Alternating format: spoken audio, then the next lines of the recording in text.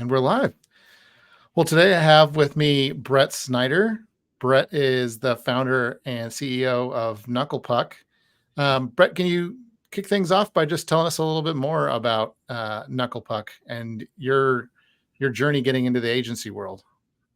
Yeah, absolutely. And I wanted to thank you for having me on here. I know we had some good conversations behind the scenes, and so I'm excited to get into some of the meat of the interview here.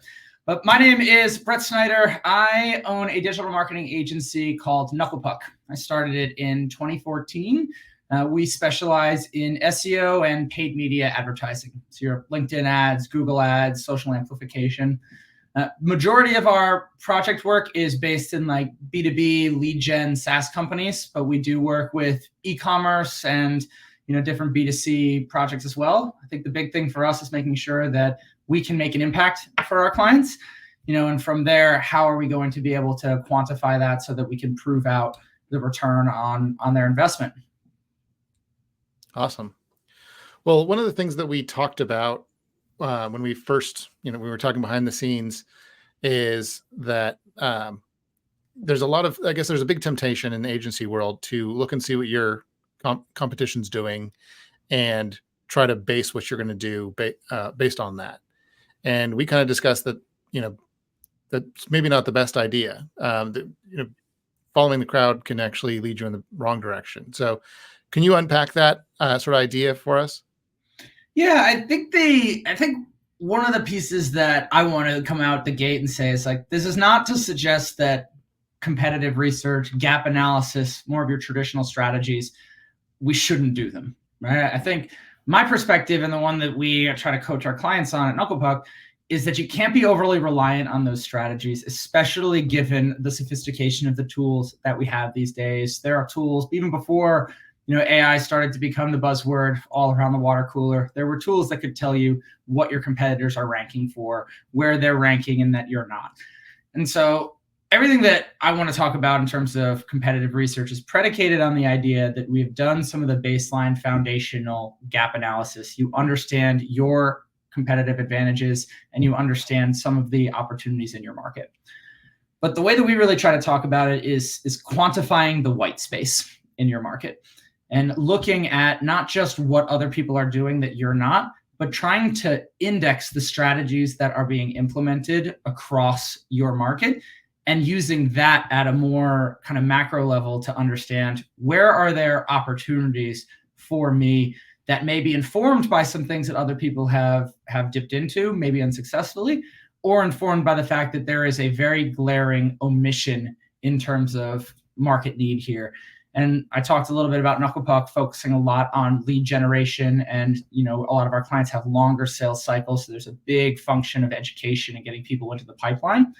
And trying to infer opportunity from competitive analysis is something that I think there is still a lot of opportunity for, because we have gotten a little bit complacent with the technology and the tools that we have that will tell us the keywords that we should target that somebody else isn't, will tell us the bids that we should adjust to be more competitive. And so to give an example for that, because I know it's kind of a nuanced concept to wrap your head around, we had a client that is in the financial education space. So they have a couple of different financial products, but the majority of their focus from a marketing standpoint is around ranking for informational content that demonstrates their subject matter expertise.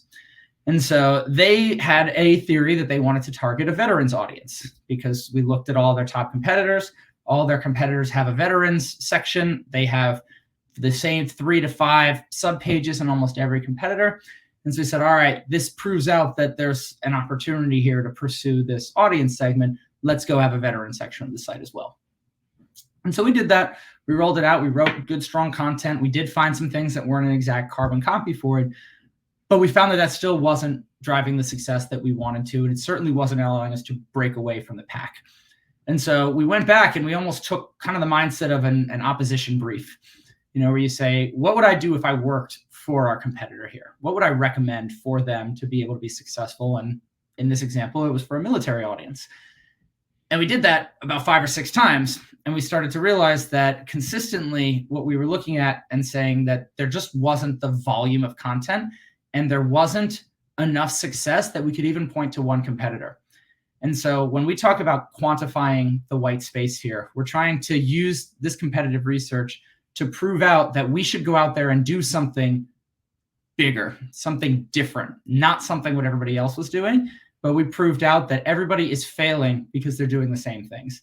And so we wanted to recommend a full standalone microsite, that we said we want 5-10 times the amount of content specifically focused on this audience, because our competitive research has showed us that a subsection on your site, even some of the strongest domain names out there, was not enough to have a material impact. And so when we talk about competitive research and we try to coach people, our clients and new folks that join our team, it's not expecting this to be an explicit roadmap for beating your competitors. It's supposed to be an opposition brief. It's supposed to be an understanding of, this is how I would win if I played for the other team. And then you take those insights back and you figure out what you can apply in your own business. Yeah, no, it's so true. I think a lot of times what happens when you're doing your competitive research, it's like, oh, well, we see that they're ahead of us and we see that they're doing these things. And you just assume that if they're doing it, then it's working for them. And that was actually one of the agencies that I worked in was a conversion optimization agency. And we had to remind our clients time and time again that, just because, they're doing it on the Nike website doesn't mean that your small e-com shop should be doing it. Like you're at very different stages. That might not even be working for them. Like you don't have that sort of internal knowledge. And so you can't always, it's unwise to assume too much about what's working for your competition. Right. And you make a really good point that your competitors probably need to be segmented more than you are currently segmenting them, meaning that one company is not a one-to-one competitor for you for your entire suite of services or products. That you look at, it's like, all right, who competes with us on this particular segment for it? Maybe it's only a portion of their business that competes with a portion of yours, but look at the areas within a very targeted lens so that you can say, here's what I think I need for this part of my business to succeed in this area, rather than expecting, again, this whole macro competitive research piece, this dossier of everything that your competitors are doing. One might be a brand that has, brand equity that is miles beyond what you are. One might have a target audience that is maybe not miles apart, but nuanced enough that the actual strategies you would recommend actually would be ill-informed if we followed too closely to a competitor that doesn't align with your audience and your other demographics. Yeah, absolutely. Well, one of the other things, taking things in another direction that we talked about previously was that, when you talk about targeting prospects who've had maybe negative experiences previously at other agencies, what are some like critical differences in how you might approach and sell to a client that's had a negative experience somewhere else versus someone who hasn't had that negative experience? Mm-hmm. Yeah, I think that anybody who's been around the agency space long enough has encountered this, and there's a couple of things that I've really learned. Clients that have had a negative experience in the past are more difficult to convince of your value. However, clients that have had a bad experience in the past, more often than not, have an institutionalized support for the channel, and they have made a commitment in terms of budget or internal staffing that will allow an agency, presumably the right agency, the right fit, but allow the agency to be successful. And so there are kind of two sides of it here, right? Like the one piece that's way more challenging is that clients are coming in with a bad taste in their mouth. They're jaded from this. They feel as though they've made an investment already. And psychologically, whether or not this shows up on a balance sheet, psychologically, there's this idea that they have to climb out of the hole that they have dug themselves into from a bad experience. And that's a lot of times on the new agency to convince them of that deficit does not exist. And so when I talk about the idea of making it more difficult to convince somebody of your value is because they are coming in there with their guard up. They're coming in there having already invested in a ROI negative partnership. And anytime you're coming out of that, you have to reset expectations to get to a baseline before you can start building a healthy relationship on top of that. And so I would argue that presents a unique opportunity, right? When somebody is harder to convince of your value, they're paying attention. They Yeah. are more conscious of the decisions. If you listen critically to the questions that somebody asks when they've had a bad experience, you will learn a tremendous amount about their expectations of an agency partner. And so I think that's one of the areas that I would encourage anybody to understand, that you're coming in there having to sell the relationship before you sell yourself in the relationship. You've got to convince somebody that's gone through a bad breakup that there are still good partners out there. There are people who can be supportive and can communicate in a way that you deserve and can follow up with you when you have legitimate questions. But you have to kind of heal the concept of a relationship before then you can introduce and be an effective partner in this new relationship. Yeah, absolutely. That's hard. I mean, hopefully too, if you do good work, you're not only going to be able to heal that relationship or build that trust, but maybe there's a larger opportunity gap that you're closing, which means maybe they'll be all the more impressed with your capabilities if you're head and shoulders above whoever they left disappointed from. Yeah. I mean, the next thing that I have on my notes is like, what would you do to sell to these projects? Is you got to prove it, right? And it gives you a chance to go out there and say, all right, I am going to prove it. I am going to show you something. At Knucklepuck, we do a free audit as part of our proposal process, right? Because we view that as our due diligence. We don't charge our clients for that.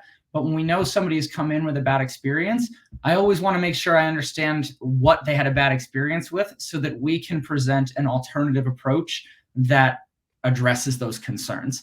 And so when you have an opportunity to talk to somebody who came out of a bad experience, you can create a lot of strong, genuine, legitimate connections by listening and presenting a strategy that not just takes them where they want to go, or like everybody's goal when you present a proposal, but that understands how you have to carry them from where they've been.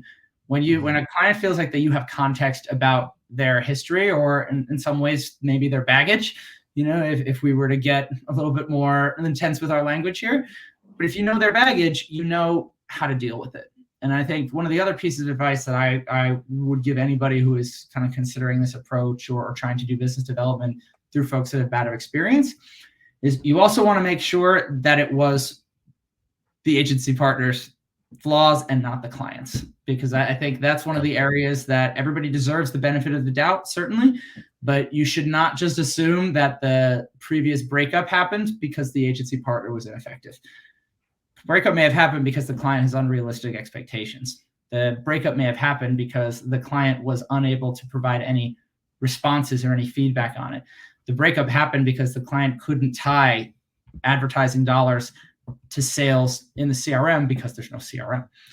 And so understanding kind of what it looks like for a good client is something that you should be holding true to, regardless of a prospective client's past agency experience.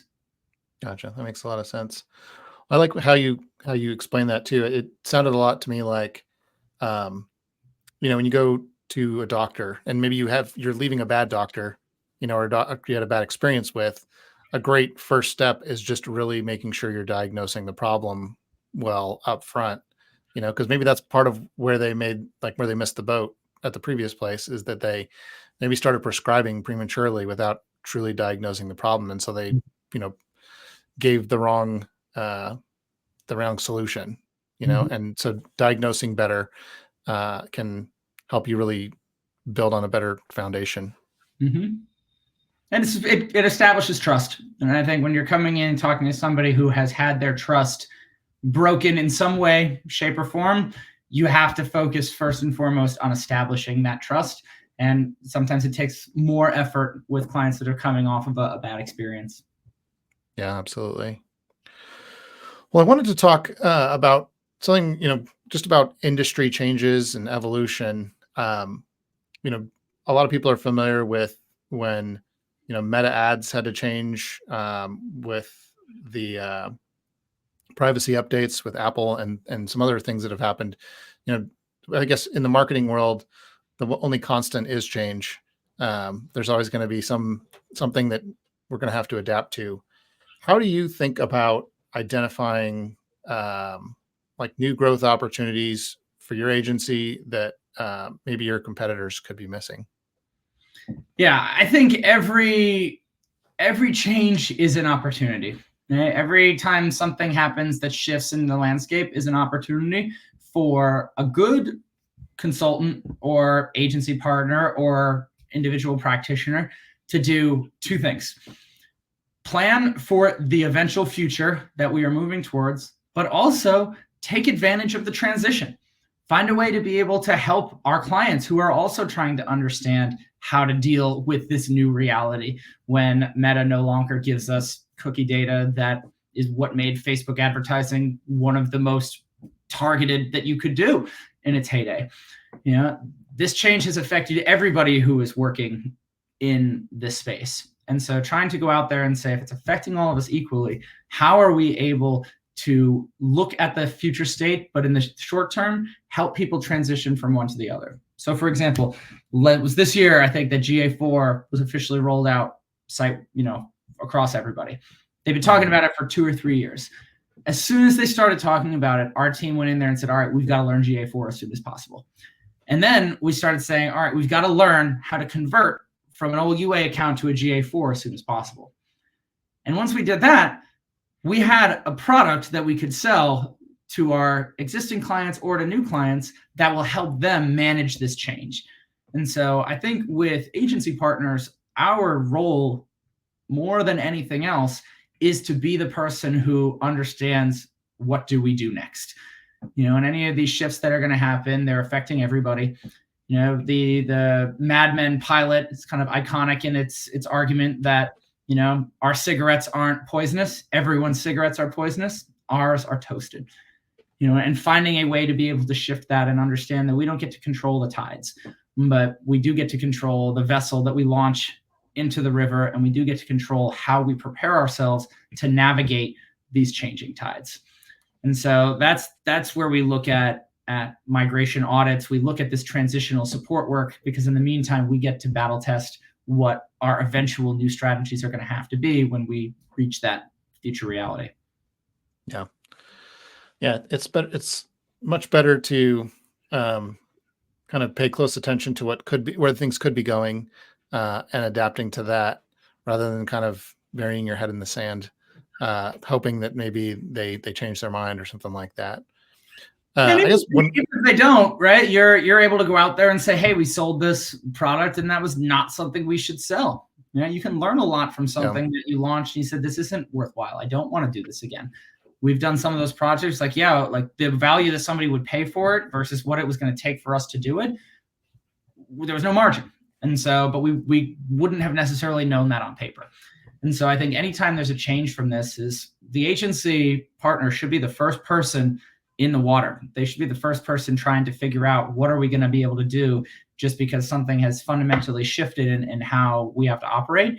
We're the ones that are supposed to figure it out first. We're the ones that are supposed to come back and be able to tell our clients and to be able to attract new clients when we have figured out how to navigate, through this altered terrain.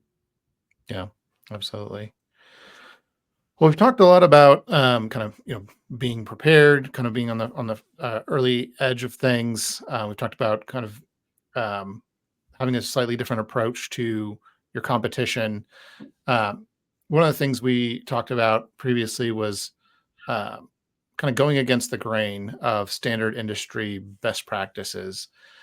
Can you maybe talk about a time when you've kind of gone against the flow, and how it's paid off for your agency? Yeah, I spent a lot of time thinking about this one, because I think there is sometimes an unhelpful kind of impulse to say change for the sake of change, and to say, hey, I'm going to swim upstream just so that people would be like, wow, why is that person doing that? That's notable only insofar as it's non-traditional. And so we spent a lot of time going out there and saying, what are we going to test for this? But when I thought about this question, I really did start thinking about what are some of the things that we do that are maybe non-traditional. And the reason that distinction is important to me, because I don't want to imply that we are going against the grain simply for the desire to be different. But by looking at something non-traditional, I think we start to question what has historically been assumed as truth or the accepted truth. And that allows us to be able to identify areas to go where others have not. And so a good example that I came up with when I was brainstorming with my team was a couple of years ago, we made a couple of very key changes to our recruitment and our hiring process. The first thing that we did is we just straight up stopped accepting resumes. We don't have an upload button on any of our job applications anymore. And we did this as part of our push for having more kind of diversity, equity, inclusion, and belonging incorporated into our recruitment and hiring, because we realized that resumes, somebody who has a well-polished resume is likely somebody who has been coached to do that. Somebody who maybe has gone to college and has gotten a college degree from a place with a career center that helped them write a resume that looks more impressive, regardless of the actual substance of that person's expertise.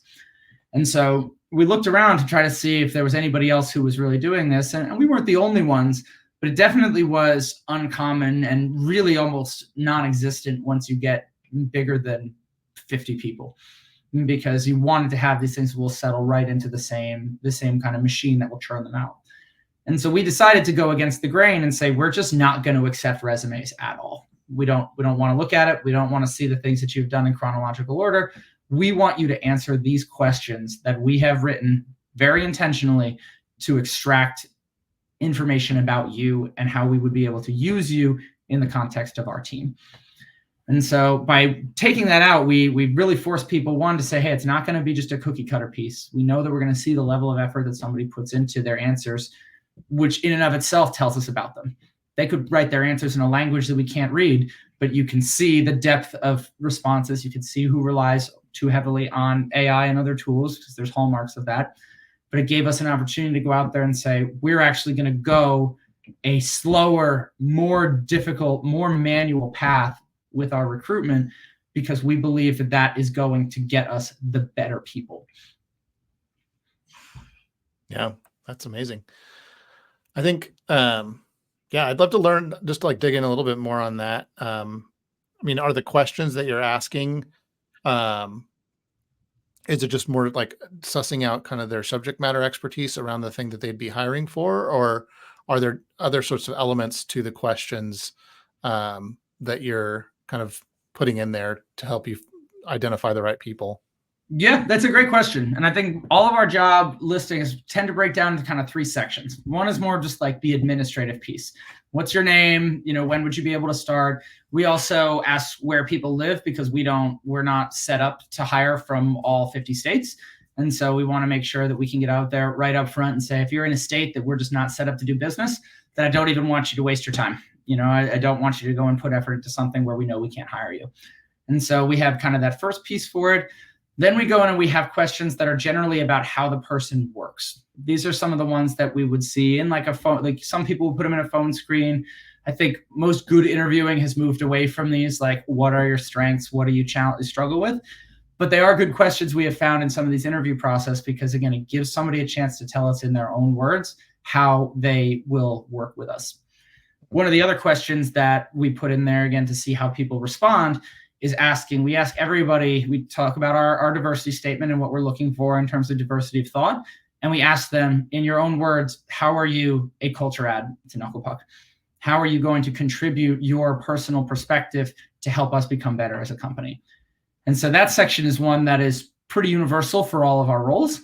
And then our last section is kind of, David, what you were talking about in terms of trying to suss out subject matter expertise, where we do have our SEO or our paid, or when we had our different content-based roles. These are ones that get us a chance to dig in and say, all right, help me see that you know at least enough what you're talking about and that you can convey it in writing. I touched on that a couple of times here, but the reason that I really, really like our proposal process, or excuse me, our recruitment process, is it requires somebody to be able to show us how they communicate in written form, which is still a lot of how we ultimately are communicating with our clients. We may meet with them, we may talk through pieces, we can have an entire conversation, the most engaging, most productive conversation of all time. Still got to write it down. Still got to write the action items from it. Still have to build a plan that we can hold accountable to. And so I think that's some of the other things that we're really trying to lean into here and make a really core part of our process. That's cool.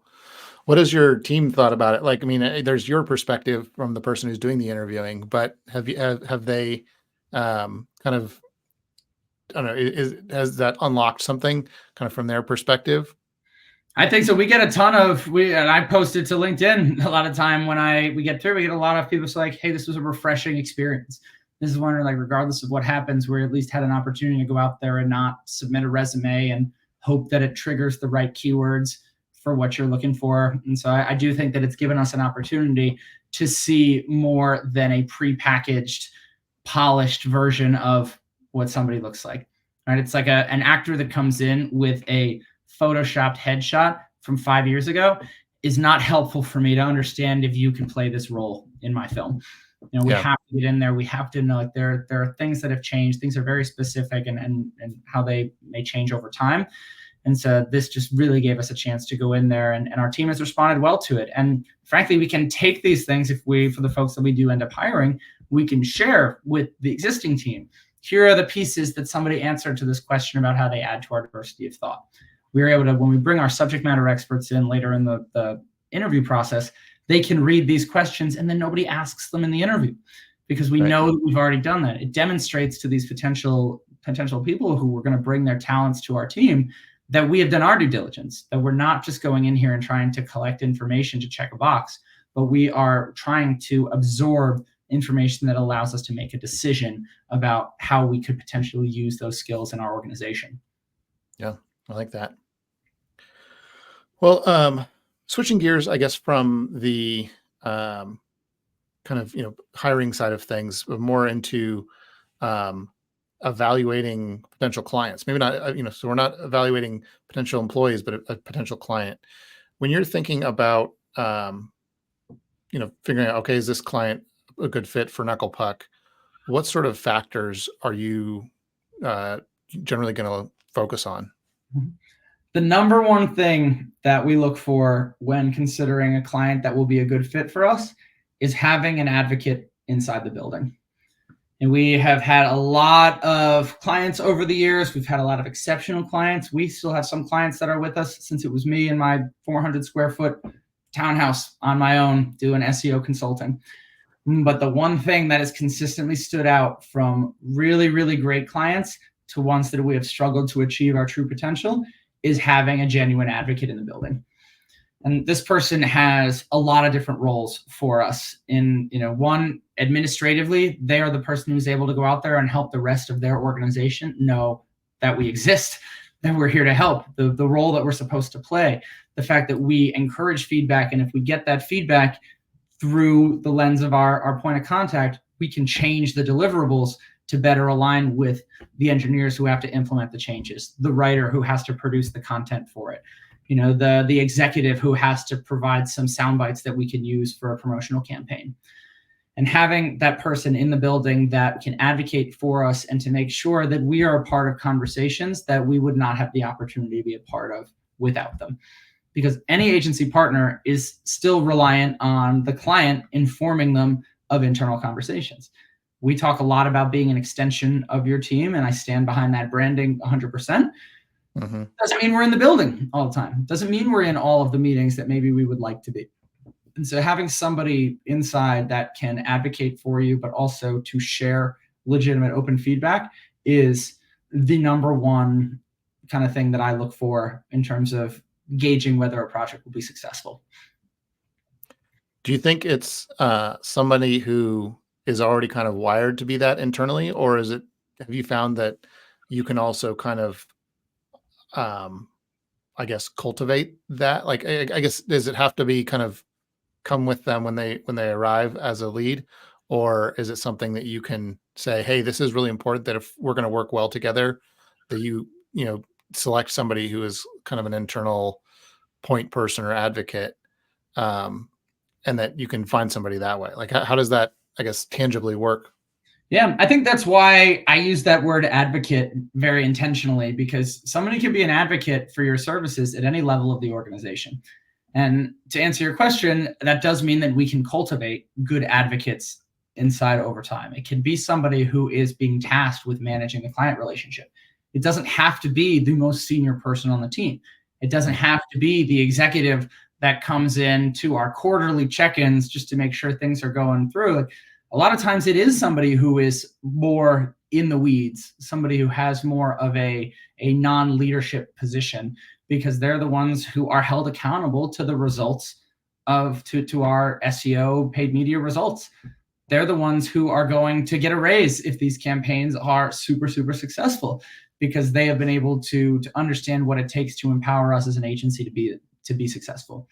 And so I would actually say that it's easier to have some folks that are in, yeah, we'll always take folks with a leadership position, but really it's somebody who is going to be responsible for this and who stands to benefit if we knock it out of the park.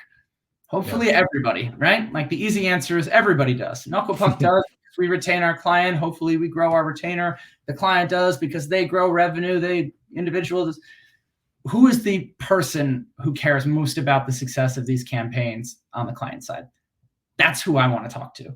That's who I want to have in our meetings as often as possible. That's who I want my more senior people to check in with at least a couple of times a year, because they're the ones who are going to have the strongest and most compelling voice for our strategies. And if our strategies are implemented properly, that's where we feel highly, highly confident that we're going to be able to achieve great success and longevity with our clients. Yeah, makes a lot of sense. Well, Brett, this has been super interesting for me, and I think informative for our audience. I'm excited for them to hear this. If folks want to connect with you, learn more about Knucklepuck, or even just maybe chat with you more about some of the things that you've talked about, what's the best way for them to connect with you? Yeah, the best way is probably LinkedIn. I'm pretty easy to find on LinkedIn. I love getting involved in kind of conversations in DMs, or if there's anything you want to challenge me on things that I post. Like, I love a good dialogue. It's how I cut my teeth coming up in this space going on 15 years. And Knucklepuck, if you want to go, our website is knucklepuckmedia.com. There is a punk band called Knucklepuck that won't sell me knucklepuck.com. And so if you want to learn a little bit more about the band, they don't even use it. So I can't even give you that domain. But you can find us at knucklepuckmedia.com. Awesome. Well, Brett, thanks again for coming on the show. And look forward to staying in touch. Yeah, thanks so much for having me. It was a pleasure.